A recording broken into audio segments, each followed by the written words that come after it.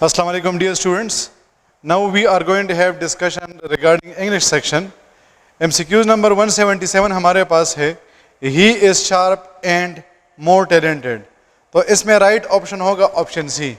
याद रखें, जब भी आप लोग के पास एंड आएगा तो एंड से पहले और एंड के बाद आपने सेम डिग्री को यूज़ करना है. अगर एंड से पहले पॉजिटिव डिग्री आया है तो एंड के बाद भी पॉजिटिव डिग्री आएगा. अगर एंड से पहले कंपैरेटिव डिग्री आया है तो एंड के बाद भी कंपैरेटिव डिग्री आएगा. और अगर एंड से पहले सुपरलेटिव डिग्री आया है तो आप एंड के बाद भी सुपरलेटिव डिग्री को यूज़ करेंगे. अब एमसीक्यूज नंबर 1 को अगर हम देखते हैं तो इसमें सिर्फ और सिर्फ ऑप्शन सी ऐसा है जिसमें एंड से पहले और एंड के बाद सेम ऑप्शन आया हुआ है. That is why the right option is option c. MCQs number 178. She is more hard working and smarter than you. हम जब कंपैरेटिव डिग्री बनाते हैं तो कंपैरेटिव डिग्री दो तरीक़ों से बनता है. एक हम इसको बनाते हैं ई आर के ज़रिए से और एक हम इसको बनाते हैं मोर के ज़रिए से.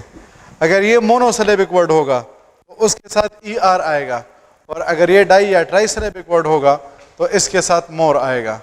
अब अगर किसी सेंटेंस में आपके पास दोनों सेम डिग्रीज आए हैं और एक डिग्री ई आर वाला है और दूसरा मोर वाला है, या एक डिग्री ई एस टी वाला है और दूसरा डिग्री मोस्ट वाला है, तो फिर आप लोग क्या करेंगे, पहले ई आर लगाएंगे और उसके बाद मोर लगाएंगे और दूसरे में आप पहले ई एस टी लगाएंगे और उसके बाद मोस्ट लगाएंगे.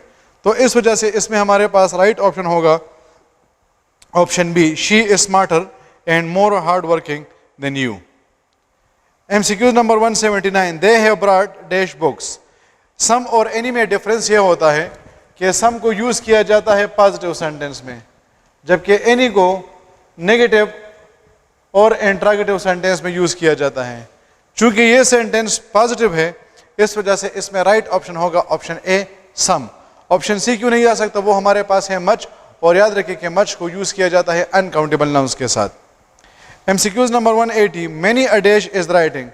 अगर मैनी आ जाए तो उसके बाद प्लूरल नाउन आएगा और उसके बाद प्लूरल वर्ब आएगा. फॉर एग्जाम्पल, मैनी स्टूडेंट्स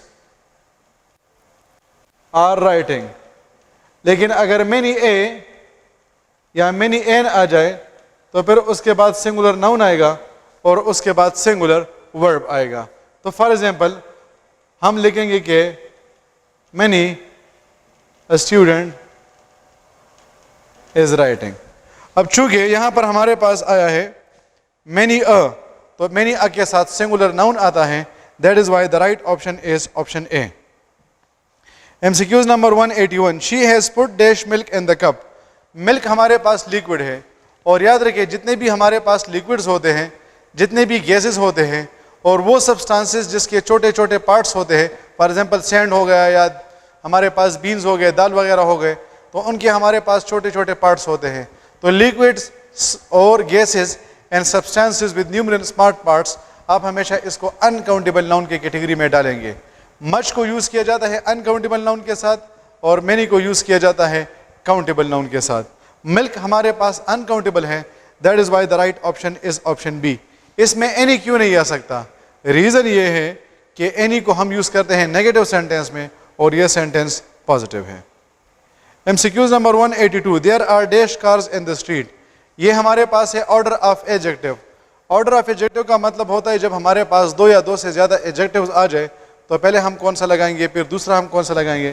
तो पहले हमारे पास आएगा क्वांटिटी, फिर क्वालिटी,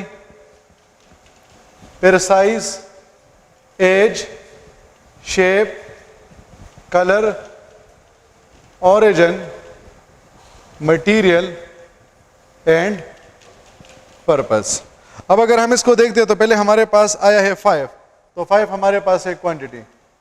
फिर उसके बाद अगर हम लिखेंगे तो हम लिखेंगे ब्यूटीफुल.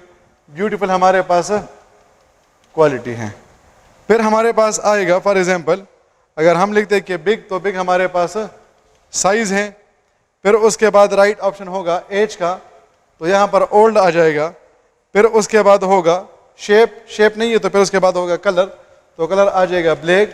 और फिर हमारे पास इसका ओरिजिन हो जाएगा, तो ये हो जाएगा जैपनीज. तो ये राइट ऑप्शन होगा 5 beautiful big old black Japanese. तो ये इसके एतबार से राइट ऑप्शन होगा option b. MCQs number 183, I am stronger dash you. हम जब दो पंदों को या दो चीज़ों को आपस में कंपेयर करते हैं तो उसे कहा जाता है कंपेरेटिव डिग्री, और कंपेरेटिव डिग्री के बाद हमेशा देन आएगा, THAN, देन, THEN वाला देन नहीं, क्योंकि उसको हम यूज़ करते हैं टाइम के लिए। For example see you then, इसका मतलब होता है कि फिर आपसे मुलाकात होगी, जबकि THAN को हम यूज़ करते हैं कंपेरिजन के लिए। That is why the right option is option A. MCQs number 184, would is used in furniture. Right option होगा जीरो आर्टिकल। वुड हमारे पास है मटीरियल नाउन। मटीरियल नाउन हमारे पास वो नाउन्स होते हैं जिससे हम दूसरी चीज़ें बनाते हैं। फॉर एग्जाम्पल आपके पास आ गया गोल्ड, तो गोल्ड से आप नेकलेस भी बनाते हैं, आप उससे रिंग भी बना सकते हैं। हमारे पास आ जाए आयरन, तो आयरन से हम चेयर भी बना सकते हैं, टेबल भी बना सकते हैं। इस तरह वुड आ जाए तो वुड से चेयर भी बन सकता है, टेबल भी बन सकता है, डोर भी बन सकता है। तो चूंकि हमारे पास यहाँ पर वुड आया है और वुड हमारे पास मटीरियल नाउन है, तो याद रखें मटीरियल नाउन के साथ जीरो आर्टिकल आता है। MCQs number 185, I dashed did it. I के साथ माई सेल्फ आएगा, वी के साथ आवर सेल्व्स आएगा, यू के साथ यूर सेल्फ भी आ सकता है और यूर सेल्फ भी आ सकता है, ही के साथ हिम सेल्फ, शी के साथ हर सेल्फ, इट के साथ इट सेल्फ और दे के साथ देम सेल्व्स। अब वो वाले प्रोनाउन जिसके एंड में सेल्फ आता है या सेल्व्स आता है, ऐसे प्रोनाउंस को हम रिफ्लेक्सिव प्रोनाउन या एम्फेटिक प्रोनाउंस कहते हैं। याद रखिए डियर स्टूडेंट्स कि सेल्फ को यूज़ किया जाता है सिंगुलर के साथ और सेल्फ्स को यूज़ किया जाता है प्लूरल के साथ। तो इस वजह से राइट ऑप्शन होगा option A, I my self did it.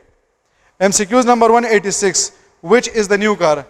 जब भी आप लोग के पास कोई भी वर्ड आ जाए और उस वर्ड के बाद दूसरा वर्ड वर्ब होगा, तो ये पहला वाला वर्ड प्रोनाउन होगा, और जब भी कोई भी वर्ड आ जाए और इसके बाद दूसरा वर्ड नाउन होगा, तो ये पहला वाला वर्ड एडजेक्टिव होगा। कोई भी वर्ड आ जाए उसके बाद दूसरा वर्ड वर्ब है और पहला वाला वर्ड प्रोनाउन होगा, और जब भी कोई भी वर्ड आ जाए उसके बाद दूसरा वर्ड नाउन हो, तो ये पहला वाला वर्ड एडजेक्टिव होगा। अब यहाँ पर है which is the new car, तो विच के बाद इज़ आया है, इज़ हेल्पिंग वर्ब है, इस वजह से इसमें राइट ऑप्शन होगा option A, interrogative pronoun. MCQs number 187, which book is more interesting. यहाँ पर अंडरलाइन वर्ड है विच, विच के बाद आया है बुक, बुक नाउन है, तो नाउन से पहले जो भी वर्ड आता है वो एडजेक्टिव होता है, इस वजह से इसमें राइट ऑप्शन होगा option B, interrogative adjective. MCQs number 188, they have invited some students dash are serious about their future. जब भी वर्ब आता है वर्ब और हम ह्यूमन बींग्स की बात कर रहे हैं, तो फिर उसके लिए हम हु को यूज़ करेंगे। वर्ब से पहले हमेशा क्या आएगा, वर्ब से पहले हमेशा हु आएगा अगर हम ह्यूमन बींग्स की बात कर रहे हैं। तो ये है they have invited some students dash are, are verb है और स्टूडेंट्स हमारे पास ह्यूमन बींग्स हैं, इस वजह से आर से पहले हु आ जाएगा। MCQs number 189, sugar is sweet when tested. Sugar हमारे पास अनकाउंटेबल नाउन है और अनकाउंटेबल नाउन के साथ सिंगुलर फॉर्म ऑफ वर्ब आता है। 190, he claims himself to be the Nelson Mandela. अगर आप टू नाउन्स को आपस में कंपेयर कर रहे हैं, तो जो फर्स्ट नाउन या प्रोनाउन होगा उसके साथ जीरो आर्टिकल आएगा और जो दूसरा नाउन होगा उसके साथ आर्टिकल द आएगा। तो यहाँ पर हम ही को और नेल्सन मंडेला को आपस में कंपेयर कर रहे हैं, तो ही के साथ जीरो आर्टिकल आया है, नेल्सन मंडेला के साथ आर्टिकल द आया है। MCQs number 191, the students wants to be successful. Each और एवरी में क्या डिफरेंस होता है। अगर लोग हमारे पास इतने होते हैं कि हम उसको आसानी से काउंट कर सकते हैं तो ईच आएगा, और अगर लोग हमारे पास इतने होते हैं कि हम उसको आसानी से काउंट नहीं कर सकते हैं तो उसके साथ एवरी आएगा। फॉर एग्जांपल इस क्लास में हमारे पास स्टूडेंट्स हैं, तो इस क्लास में जितने भी स्टूडेंट्स होंगे हम उसको आसानी से काउंट कर सकते हैं, तो हम उसके साथ ईच लगा लेंगे। लेकिन सारे दुनिया की अगर हम स्टूडेंट्स की बात करते हैं तो सारे दुनिया में स्टूडेंट्स बहुत ज़्यादा हैं और हम उनका एग्जैक्ट तादाद मालूम नहीं कर सकते हैं, उस वजह से उसके साथ एवरी आएगा। अब every students wants to be successful, हर वो स्टूडेंट, अब दुनिया में जितने भी स्टूडेंट्स हैं हम उन सब की बात कर रहे हैं, इस वजह से उसके साथ ऑप्शन बी आएगा। ऑप्शन सी आल क्यों नहीं आ सकता, वो इस वजह से क्योंकि आल के बाद हमेशा प्लूरल फॉर्म ऑफ नाउन आता है। अगर ये होता कि आल स्टूडेंट्स तो फिर ये हमारे पास ठीक होता। The teacher and the students looked at, each other को यूज़ किया जाता है टू के लिए, जबकि वन अनदर को यूज़ किया जाता है मोर देन टू के लिए।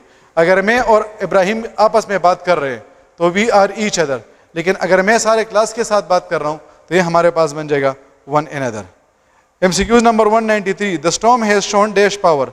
नॉन लिविंग थिंग के लिए इट्स आता है, लेकिन नेचर में जितनी भी चीज़ें पावरफुल है आप उसे मेल कंसिडर करेंगे। तूफान पावरफुल होता है, इस वजह से उसके साथ हेज आता है। और लास्ट हमारे पास है MCQ number 194, reciting the Holi Quran is very important for the Muslims. जब भी ING वर्ड सेंटेंस के स्टार्ट में आता है तो हम उसे कहते हैं जरंड, या हम उसे नाउन भी कह सकते हैं, या हम उसे वर्बल नाउन भी कह सकते हैं। जब भी ING वर्ड सेंटेंस के स्टार्ट में आएगा तो आप इसे जरंड, वर्बल नाउन या नाउन कह सकते हैं। Hopefully all the points are clear. Thank you very much. अल्लाह हाफिज़।